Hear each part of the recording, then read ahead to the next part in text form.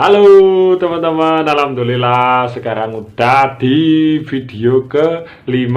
Alhamdulillah ya. Oke, langsung saja untuk kali ini saya akan coba membahas pengalaman dari temen kita di sosial media.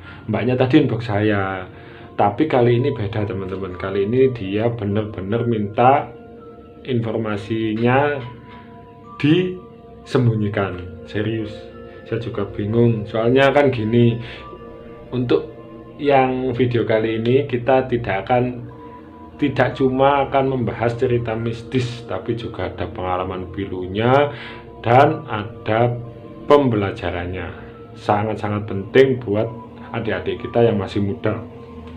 Ini sebenarnya saya sudah siapin cerita pengalaman di gunung lagi sebenarnya, tapi karena ini saya pikir lebih penting, jadi ini saya dahulukan lah. Oke, langsung saja. Sekarang kita akan membahas bayi bajang. Oke, kalau kita ngomongin bayi bajang, mungkin setiap daerah beda mendefinisikannya, mengartikannya ya. Kalau di tempat saya, dan kalau menurut sudut pandang saya, dan itu menurut memang pengetahuan saya ya, bayi bajang ini adalah setan anak kecil yang mati ketika masih di dalam kandungan. Itu bisa jadi diaborsi, bisa jadi diminumin obat, memang disengaja untuk meninggal, untuk dibunuh gitu ya, untuk dibuang lah. Tapi juga bisa jadi karena dia jatuh, sang ibu jatuh, kecelakaan atau semacamnya. Dan jika dia jadi hantu, namanya bayi bajang. Dan mbak yang inbox saya ini, dia memiliki pengalaman tentang bayi bajang. Oke, kali ini saya akan membawakan cerita ini dari sudut pandang mbaknya ya, dari sudut pandang mbaknya seperti biasanya. Oke, langsung saja. Perkenalkan teman-teman, nama saya Bunga. Sebut saja Bunga. Saya adalah siswi SMA di salah satu sekolah yang ternama di kota saya. Waktu itu saya sekolah kelas 2 SMA dan saya sudah menjalin hubungan dengan teman sekelas saya.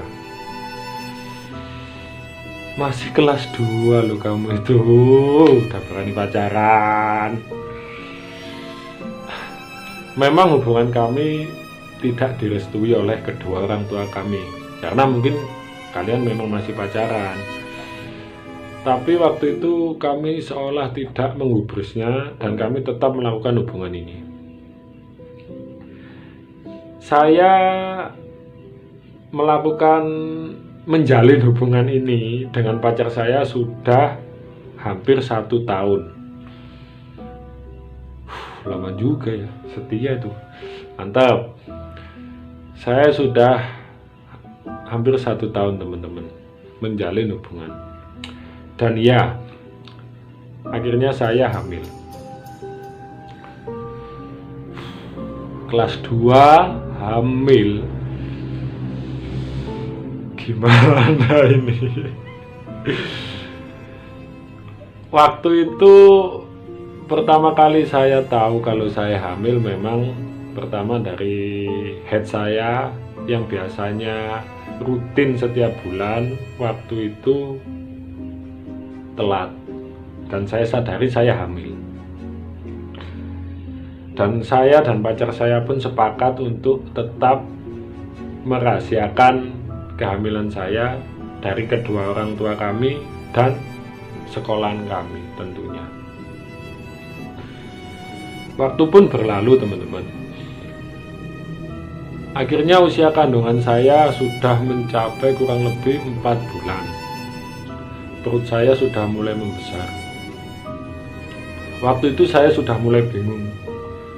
Nanti kalau orang tua saya tahu gimana, kalau saya dikeluarin dari sekolah gimana, saya masih pengen kuliah, saya masih pengen jalan-jalan lah, saya masih belum siap nikah, kayak gimana ini. Saya waktu itu bingung teman-teman, bingung sekali, bingung. Dan akhirnya kami sepakat, saya dan pacar saya sepakat untuk kita aborsi. Wow, tuh kan kalian masih kecil udah berani pembunuhan itu men. Aborsi teman-teman. Lanjut ya. Ya Allah. Alhamdulillah. Dan berbekal informasi dari teman-teman, akhirnya kita mendapatkan satu tempat di mana tempat tersebut kami yakini bisa melakukan praktek aborsi. Tempat tersebut jauh dari kota kami dan berjarak 8 jam lah perjalanan. Akhirnya tanpa pikir panjang, waktu itu saya bolos sekolah. Saya berangkat pagi sama pacar saya dan sama teman pacar saya. Kita melakukan perjalanan jauh tersebut untuk menemui itu tadi, orang tadi yang katanya bisa melakukan tindakan aborsi. Dan sesampainya di tempat, dan setelah saya melakukan berbagai syarat, memenuhi syaratnya, sudah siap apa belum, sudah. Waktu itu saya ditanya-tanyain, banyak sekali ditanya-tanyain hal 1, 2, 3, habis itu banyaklah pokoknya. Dan akhirnya saya pun setuju untuk melakukan tindakan tersebut. Akhirnya jatuh teman-teman, memang janin dalam bayi saya memang jatuh seketika waktu itu. Rasanya sakit banget, aduh. Saya pun bayangkan ini, jangan sampai serius, ini bahaya. Jadi buat teman-teman anak-anak masih muda yang masih sekolah, tolong didengarkan ini. Setelah melakukan aborsi, setelah selesai, akhirnya kami pun pulang tanpa rasa berdosa sedikit pun. Waktu itu saya malah bahagia banget. Saya dan pacar saya bahagia banget karena bayi sudah tidak ada dan semua masalah selesai. Kami pun melanjutkan sekolah dan lulus, alhamdulillah lulus. Kemudian saya dan pacar saya melanjutkan ke universitas. Saya masih satu kampus dengan pacar saya, meskipun saya beda jurusan ya. Akhirnya alhamdulillah kami pun menikah teman-teman. Menikah, mantap, selamat, alhamdulillah. Akhirnya kami menikah. Di usia pernikahan kami yang 1 tahun, yang masih 1 tahun, saya hamil lagi.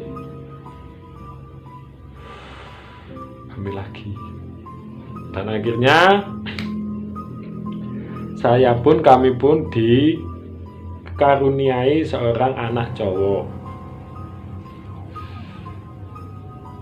Senang banget waktu itu teman-teman, serius senang banget. Jadi seolah dosa masa lalu itu memang sudah kami lupakan sejak kepulangan kami dari tempat orang aborsi dulu. Itu sudah lupa gitu loh. Jadi udah jangan lupa sama sekali, gak mikir lah waktu itu. Setelah saya punya anak, saya sudah tinggal sama suami saya yang dulu pacar saya, ini sekarang jadi suami saya, dan kami dikaruniai 1 orang anak. Kami sudah tinggal satu rumah sendiri, beda kota dengan rumah orang tua saya dan rumah orang tua dia, karena suami saya ini kerja sebagai supir travel.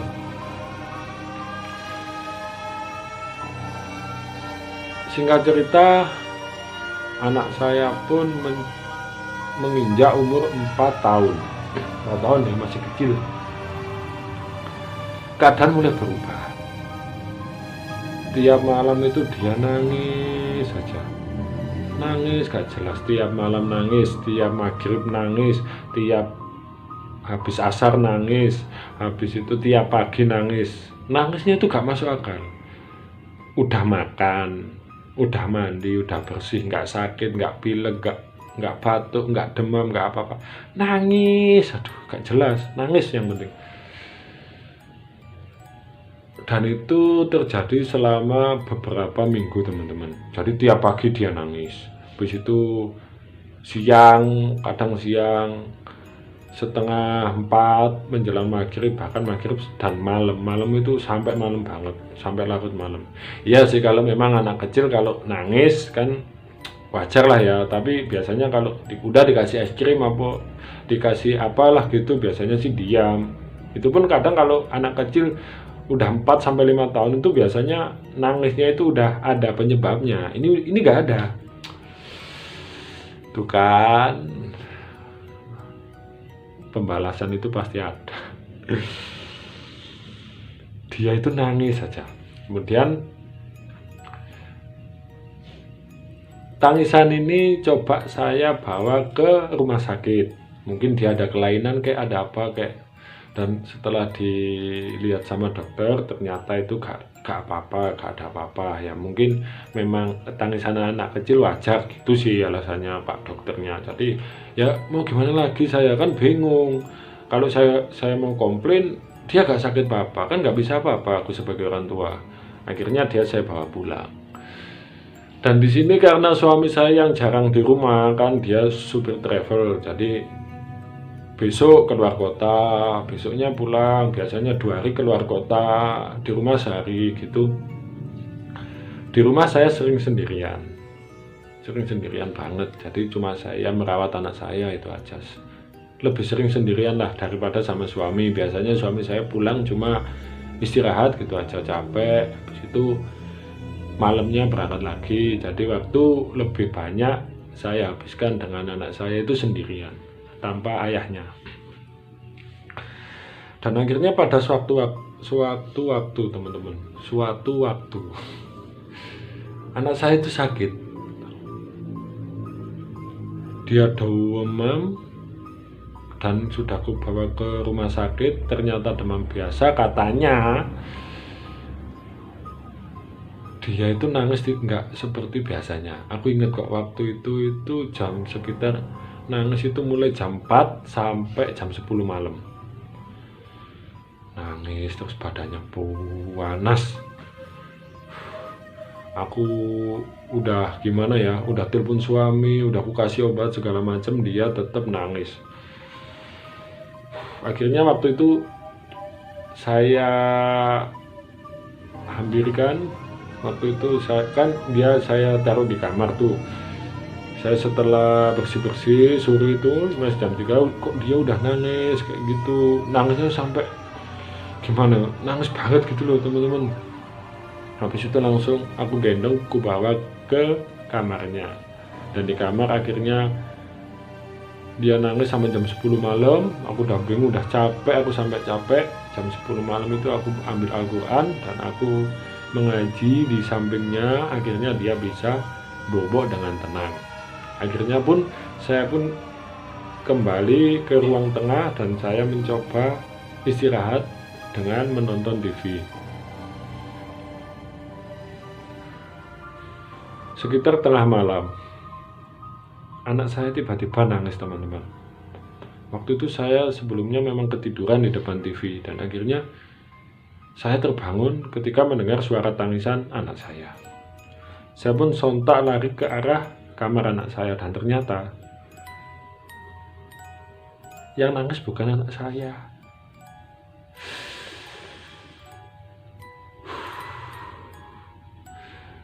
Ada seorang anak kecil. Dia berdiri tepat di samping anak saya.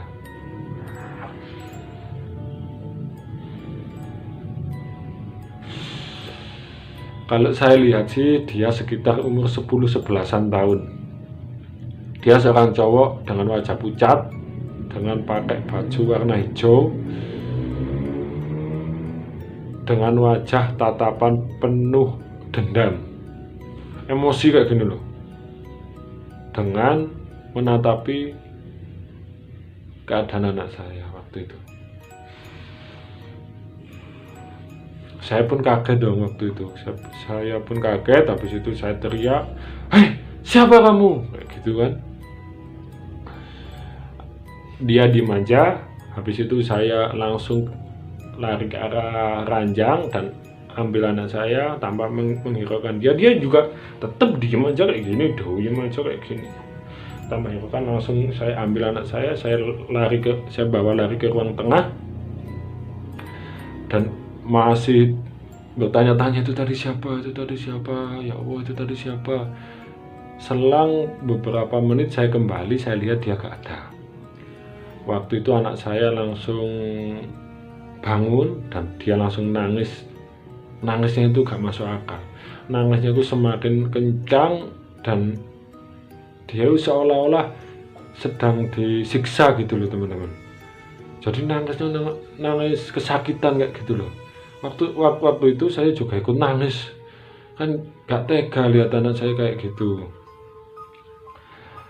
Akhirnya saya pun telepon suami saya, karena kebetulan suami saya ini kalau malam pun dia masih belum bobo kan, dia nyupir.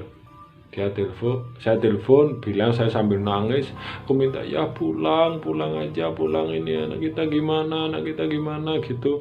Waktu itu suami saya bilang, sebentar, saya kan dia jauh waktu itu posisinya, dan akhirnya suami saya telepon saudara saya agar saudara saya ke rumah saya, saudara cewek maksudnya.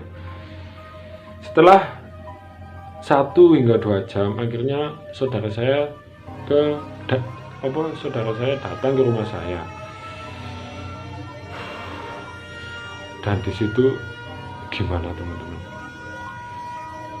Ketika saudara saya baru masuk ke rumah saya, dia langsung menjerit.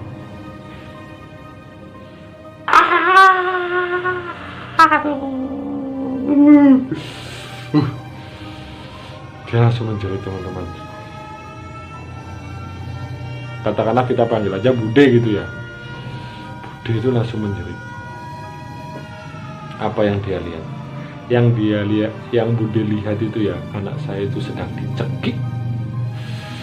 dicekik bocah sekitar berumur 10 atau 11-an tahun. Akhirnya saya bawa, gimana itu waktu itu ini saya yang agak lupa ya, soalnya intinya waktu itu setelah tahu anaknya dicekik, sama Bude langsung lari, langsung ambil tongkat atau apa kayak gitu.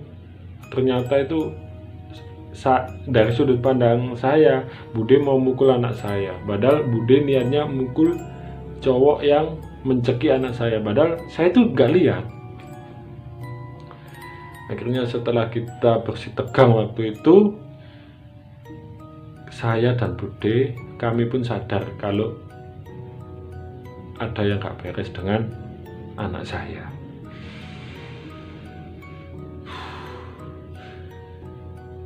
Aduh, serem loh, nyata ini.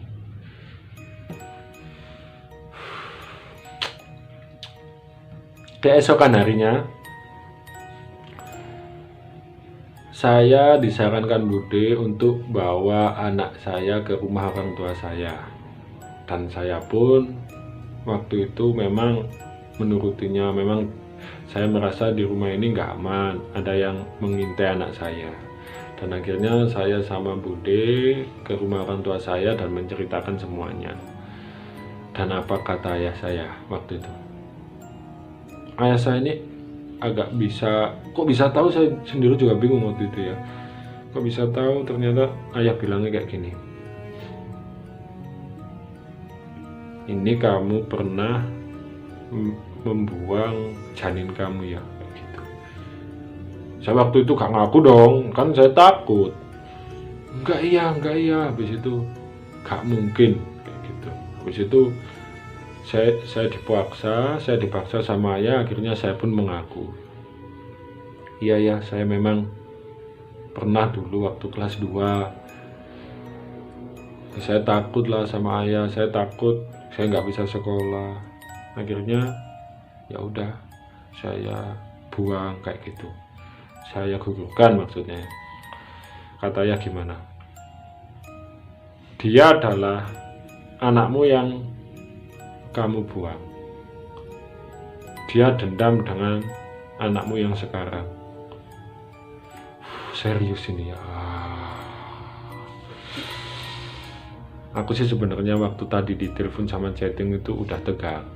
Sebenarnya sih masih gini loh, Mbak, apa emang bener nih Mbak cerita ini? Aku sampai gitu teman-teman. Tapi mbaknya itu telepon saya sambil nangis.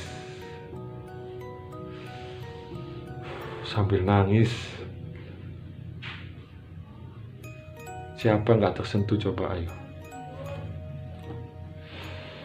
Dan akhirnya singkat cerita, saya bingung dong waktu itu bilang ayah. Jadi saya ini harus gimana ya? Saya harus gimana? Ya udah, biar ayah yang doain gitu. Di situ di rumah kita adain istighosah. Ketika istighosah waktu itu suami saya itu ke mana ya? Ke Bali kayaknya, ke Bali apa ke mana gitu loh. Yang jauh waktu itu malam. Waktu istighosah tiba dan istighosahnya selesai, anak saya diyakini ayah saya udah sembuh. Waktu itu saya telepon suami saya. Dan suami saya pun nggak ngangkat teleponnya. Saya pikir waktu itu sibuk, saya udah telepon bolak-balik kok gak ngangkat. Kan saya mau kasih kabar ya istighosahnya udah selesai kayak gitu. Dia gak ngangkat teleponnya. Saya bom. Saya SMS terus, dia gak balas. Saya telepon gak diangkat, dan ternyata keesokan harinya saya dapat kabar dia meninggal.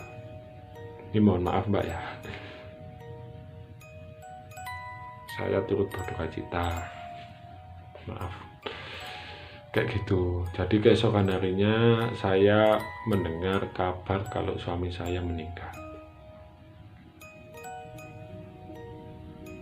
Dan uniknya, katanya temannya waktu itu, kan dia 2 orang, dan kata penumpangnya yang selamat, katanya dia mengaku melihat sesosok anak kecil nyebrang jalan dan dia oleng, akhirnya meninggal. Innalillahi. Ya itulah pengalamannya mbaknya ya. Saya nggak bisa bacain panjang-panjang soalnya saya juga gak enak ini. Maksud saya di sini kan gini, maksud saya ini kenapa cerita saya itu saya kesampingkan, karena menurut saya ini tuh lebih penting teman-teman. Jadi buat pembelajaran buat adik-adik kita yang masih sekolah, jangan sampai melakukan tindakan aborsi, karena mereka pasti menuntut balas. Tuhan itu maha adil.